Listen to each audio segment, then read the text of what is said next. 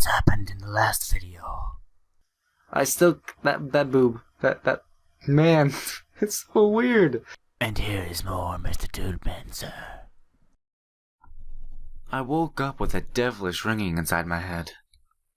The ringing seemed to be coming from the depths of my consciousness.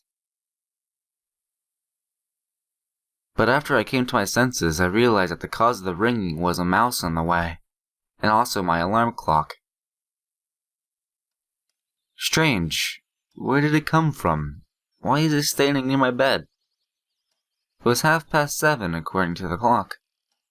Olga Dmitrievna had already left, and there was nobody to force me to go to the lineup. Thus, I can sleep a bit more. I closed my eyes, it seemed like my consciousness had already had its coffee and was ready for a long, productive day. I need to get up. I should plan my day out. After all, I need to find at least something today. But still, nothing came to my head. Fine, I need to wake up completely and wash myself. Oh. Hey, Jenya. What got you up so early? Anything wrong with being up early? Whoa, I just asked a question. She looked as if I insulted her. No, nothing, just curious. None of your business. Gosh, Jenya isn't very sympathetic even when she's in a good mood, but today she just looked furious. The cold water perked me up. The fog in my head dissipated and my thoughts started arranging themselves. Curiously, I started to worry about finding a good place in the canteen, more about finding answers. I brushed my teeth and was going to leave when a quiet sound wafted past my ears. It's probably a squirrel or some other animal. I heard another sound. This time it's a bit farther. I walked 10 meters along the path searching for the source. That was a very weird transition also. Just like kind of appeared in front of me. Nobody, just the morning forest. Oh. Hey Miku. I returned to wash stands and saw Miku who was looking for something in the grass. I don't know if I said this yet in a past video, but some Russian person who's like very fond of this Let's Play thing here, he gave me some little tips, and he said that not only is Miku modeled after Hatsune Miku, that the other characters in this are modeled after some sort of Russian, famous Russian people. I'm not entirely sure of who they are because I'm not Russian, but I've just thought that was kind of interesting. Noticing me, she smiled and jumped up to me. Oh, hello, good morning. I accidentally scattered my tooth powder. Just tried to gather it all up. The dewy grass didn't seem to be helping matters. Are you sure that's a good idea? Why? What else can I do? I don't have any more. It's the last I had. She pouted like a child who had just had her favorite toy taken from her. Here, I'll give you mine. I dug into my bag. No tooth powder here. Strange. Didn't I just put it there? I walked away for just a minute, and now it's gone. Listen, it looks like I've forgotten it. I didn't want to tell her that it just gone missing. Knowing the sensitivity of this girl, it was safe to assume that vanishing household goods would impress her so much that her brain would reset itself in order to avoid overheating. Well, I'll be off. Yeah, cheers! Visit the music club. I'm still alone there, but music voice faded in the freshness of the summer morning far behind me. Getting back to the leader's cabin, I took my cell phone and looked at the battery meter. Enough power for a day, maybe even less. Of course it won't help me much in here, but still. Finding a charger in the 80s would mean inventing it. But this isn't the 80s, you know this already. I was going to head for breakfast when someone knocked on the door. Or is this the 80s? I don't know. It's whenever you're 18 years old or somewhat around there. However old you were sitting in your room on the computer, now if you just turn yourself to 20, that's what it is. If that's the 80s, then you were old. It was Lena. Good morning. Yeah, good morning, Lena. I was taken aback a bit. The events of a precious day were still fresh in my memory. but I didn't really want to speak about them. You're probably going for Olga Dmitrievna, aren't you? Well, no. I mean, yeah. Lena was her usual self, shy and easily embarrassed. That dance on the pier, now it seemed no more like a dream. She's not here, I'm sorry. Okay then. I'll go. Okay. When Lena left, I thought I had been too cold towards her, so I decided to be nicer on her next encounter. Still, regardless, the morning was shining and beautiful. The bright sun was shining over space and time displayed Pioneer Camp Sovanok, warming its residents and filling them with energy to spend the day productively. Or in my case, to waste it in futile efforts to find an explanation for everything happening here. There was an unusually large crowd near the canteen. Oh, and by the way, there was an update for this game that said it patched all the English or whatever. I don't know what they said. It was something about English, but all those bad translations, they said they're all gone now. It's great. So I'll have an easier time reading. I won't be like tripping over my words sometimes. So that's great. Just letting you know. But of course, there was no other place in the camp the pioneers loved as much as the canteen. But why were they all crowded on the porch? I came closer to find out what was going on. Is there another card game? It looked like all the camp had gathered on the porch. There were all the familiar girls. Olga Dmitrievna, Electronic. Electronic doesn't... I'm pretty sure he's not a girl. They were having a lively discussion. I drew closer. Oh. Hey, Semyon? Have you seen Shurik today? No, what's the matter? We haven't been able to find him since early morning. Disappearing pioneers, well, that's something new. But he was with you yesterday. She was talking to Electronic. Yeah, he was. So you woke up this morning and he wasn't even anywhere to be found? No. Why didn't you come to me immediately? Well, I thought he got up early and went to wash up or something. Did he mention anything yesterday? Interjected Slavia. For example? That he was going somewhere, for instance. No. What exactly is so horrifying about that? It's only 9 AM, he might have decided to go for a walk. You don't know, Shurik. She looked over at me seriously. Well, no, I don't. But I didn't see anything suspicious in the situation. Okay, let's stop panicking. We'll find him. How could he miss breakfast? Olyana grinned. Exactly. Time to eat anyway.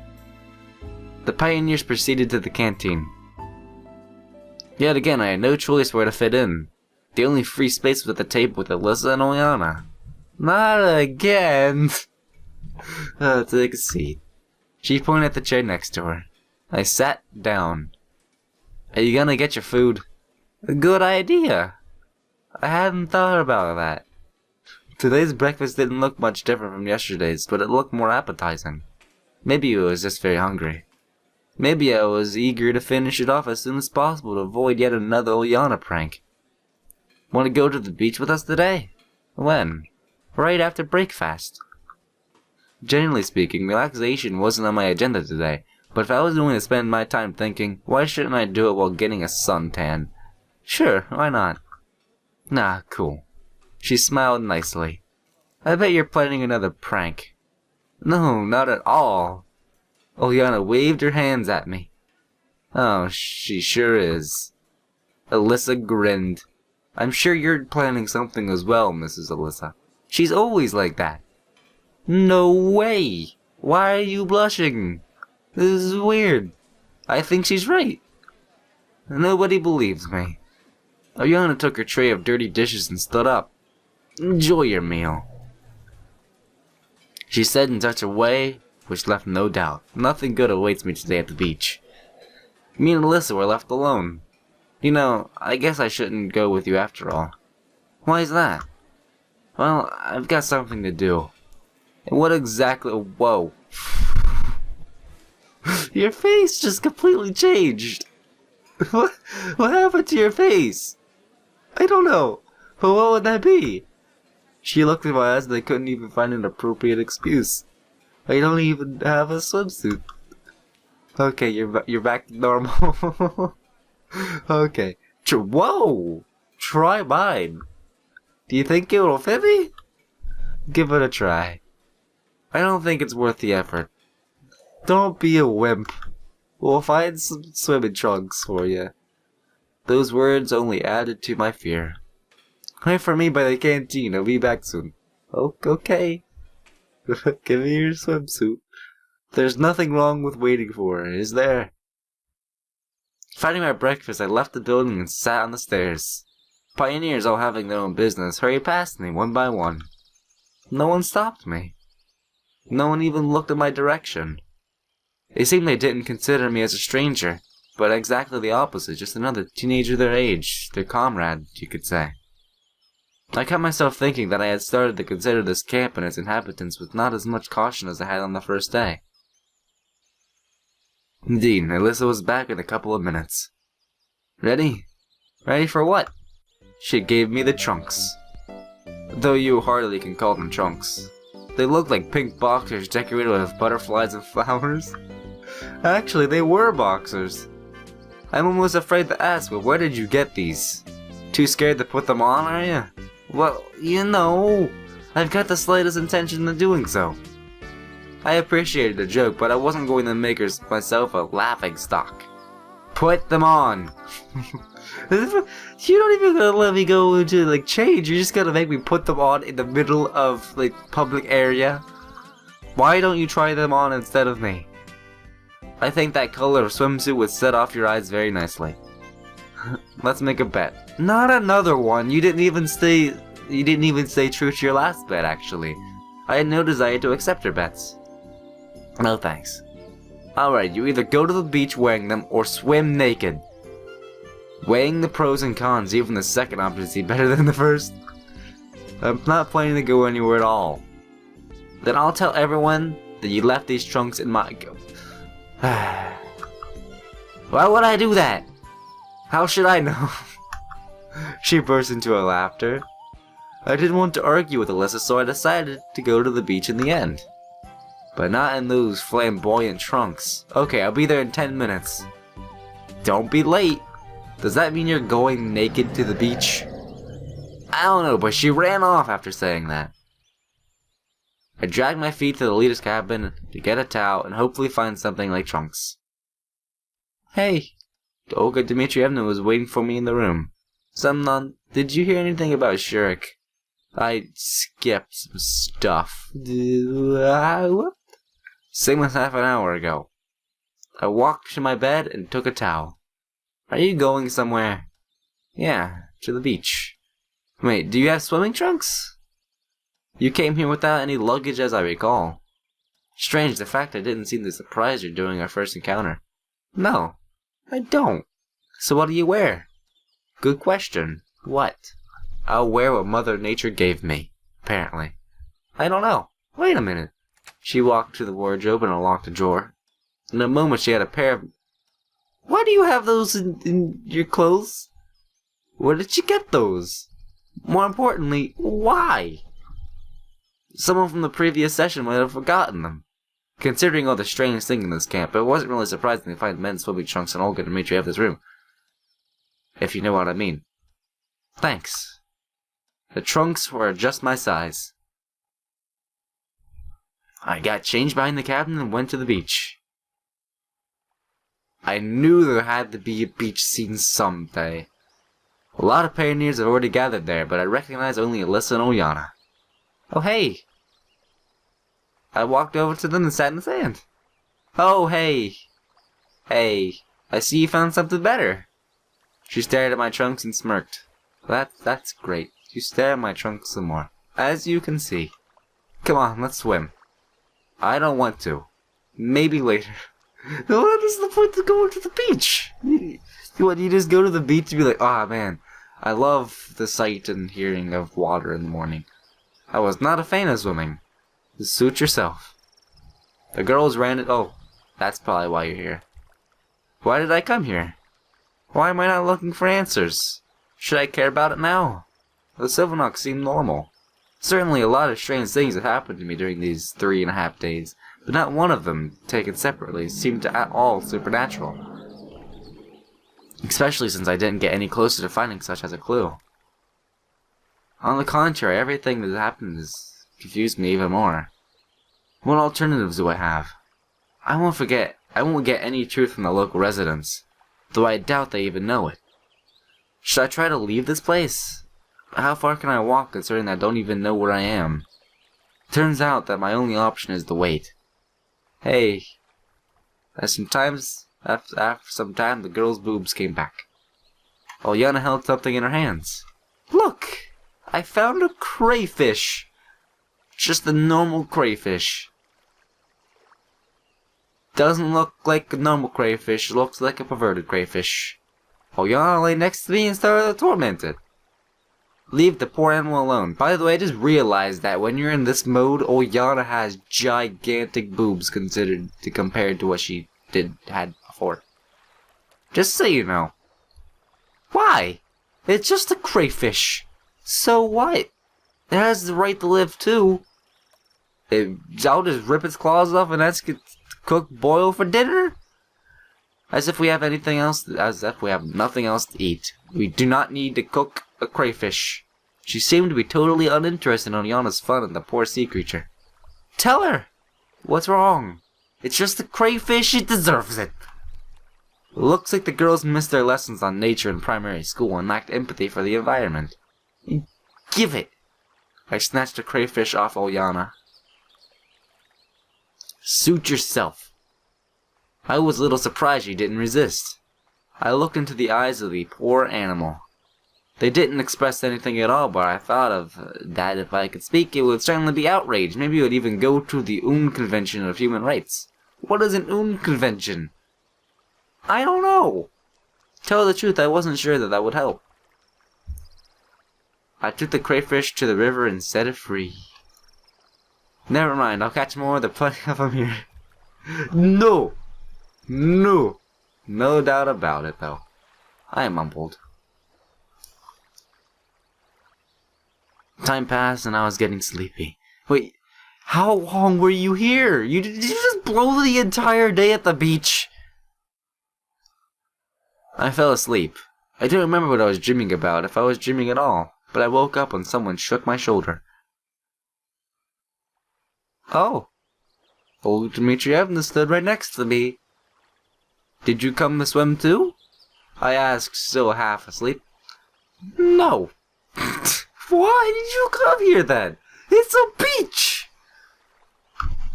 It's almost time for lunch and we cannot still find Shurik. So when you go on a manhunt, you wear a bikini and go to the beach to not swim. Okay. The leader says that he will for me in a wet swimsuit. And I want you to go look for him. It seems like I'm the only pioneer in this entire camp. I was sincerely outraged. Every time it was getting clearer that Olga Dmitrievna considered me as her errand boy to use as a slave. Or vice versa. Wait, a slave boy to be used as an errand. That vice versa doesn't work there. I don't know. If I came to you, then I want you to help me. Why exactly me? However, after giving it some thought, I decided to agree. After all, my shoulders and back got sunburned while I was sleeping, and searching for Shurik will help me be acquainted with unexplored locations of this camp. Okay. It's not exactly right to wander around wearing only swimming trunks, so I get changed first. I would have probably just walked around in my swimming trunks. I don't really care. 10 minutes later, I stood outside Olga Dmitrievna's cabin, deciding where to go. Oh. I get to choose? Huh. Well, it was either the bus stop, the forest, or the boathouse. Now, if we were going... Oh, and there's number 17 here, apparently. If I was going somewhere to find someone, I would go there. Because he wouldn't be at a boathouse or a bus stop or anything. Although, it looks like Mr. Bag Guy and a person with red hair is at number 17. I don't know who those are. But I can click on it and go there, apparently. I'd assume that he'd be in the forest if I'm actually going to look for him.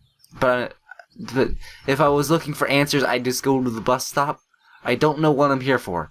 Is my character completely devoted to finding this person, or is he devoted to, like, finding his own answers? I don't know. But we're going to the forest. It's obvious that Olga Dmitrievna and her pioneers have already searched every nook and cranny of the camp, roamed the length and breadth of it. So probably it's not worth looking for Shurik at the canteen or the beach, or the cybernetics club. It was his second home, and maybe even his first. Thus, it might be worth looking around the surrounding forest. I didn't plan to go far in the forest, otherwise it might be me who will be searching for tomorrow. I didn't really visit the countryside often.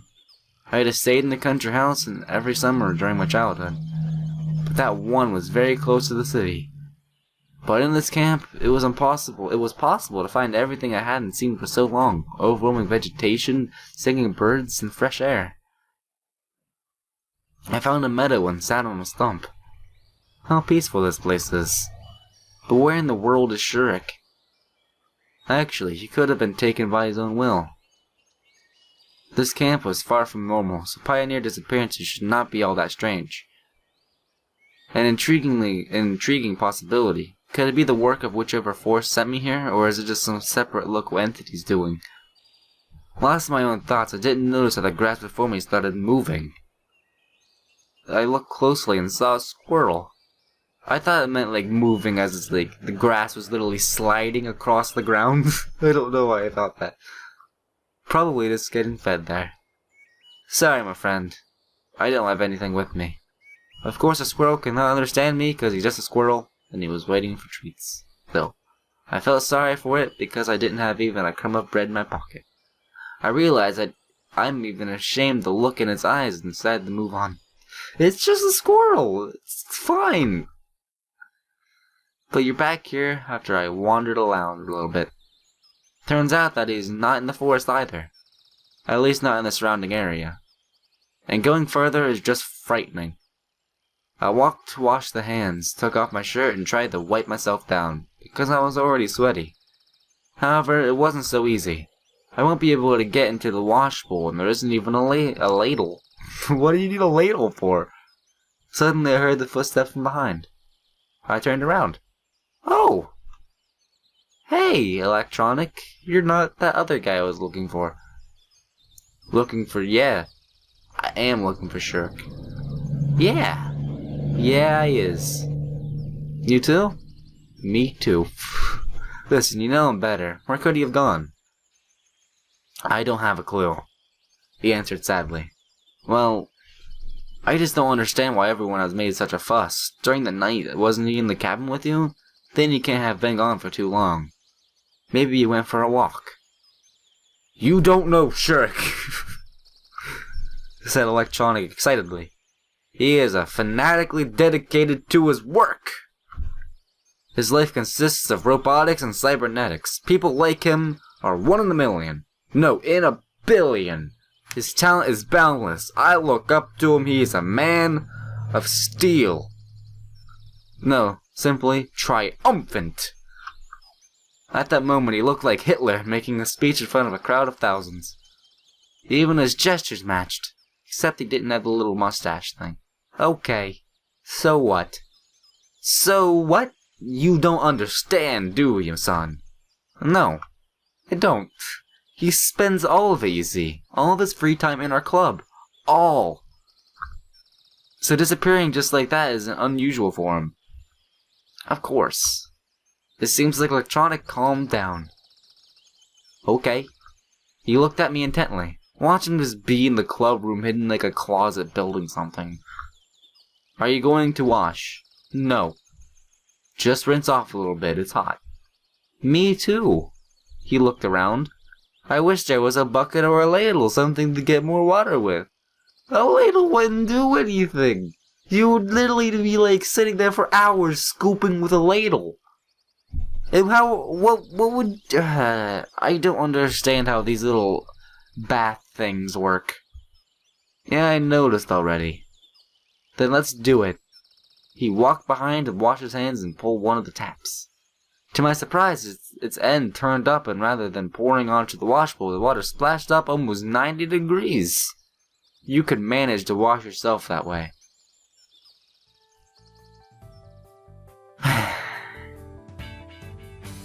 Well, here's the female people's big stuff to watch. Has some female service. Meanwhile, Electronic took off his shirt and squatted, so it seemed like he pulled down his shorts. I couldn't really tell because the water stand before concealed his waist. He directed the steam towards himself and started singing something quietly. Let's clean my chimney sweep. I stood astonished, not knowing what to do. He seemed to notice it. I'll wash myself and then let you use it. Gosh, I got some massive chill. Well, you know, does Semyon roll that way? Is he that way? Is this a possible route? Well, you know, I just remember that I've got something to do, gotta go. Out of all the eccentricities of Electronic, that movie I just saw was okay. He does not roll that way. Good. Hey, what's up with you? Cold shower on such a hot day is the best thing ever. No. That won't do. Anyway, I have to go. Phew.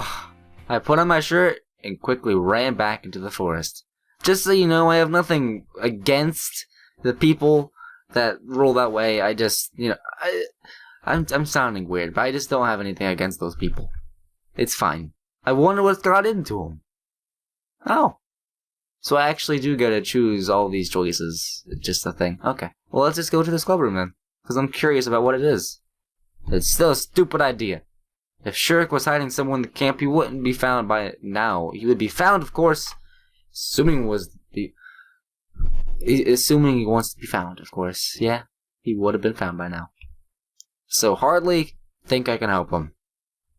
So he went back to his house and is going to go sleep now or something? Together with this thought, I entered the cabin and stretched myself on the bed. Nothing good will happen if Olga Dmitrievna finds me here. Stop. Enough. Am I just one of those trembling creatures, or do I have rights? I didn't want to do anything anyway. The day was just as hot as the previous ones, and the only thing to do was stay in bed and wait for lunch. I was just falling asleep when someone knocked on the door. Hey, is it Lena again? Just Slavia. Hey, Olga Dmitrievna isn't here, is she? No. What are you doing? She asked with suspicion. I looked over myself lying on the bed and said, lying down. I can see that. But I heard Olga Dmitrievna ask you to find Shurik. Well, yeah. And? What's the point? I'm sure she already turned the whole camp upside down. Not much time has passed. Why should we panic? You know, stuff could happen. Slavia looked at me thoughtfully. Get up. Gosh darn. Do I have to? I was so worn out that even the thought of going somewhere frightened me. Yes, you do, young man. Yes, you do. Slavia is not a person I could never say no to. I stood up reluctantly and went out of the cabin with her. We stood at the doorway for some time, relaxing in the beams of the summer sun, though I was rather frying. Where shall we go? We have to look everywhere. No stone left unturned. Great idea. Come on!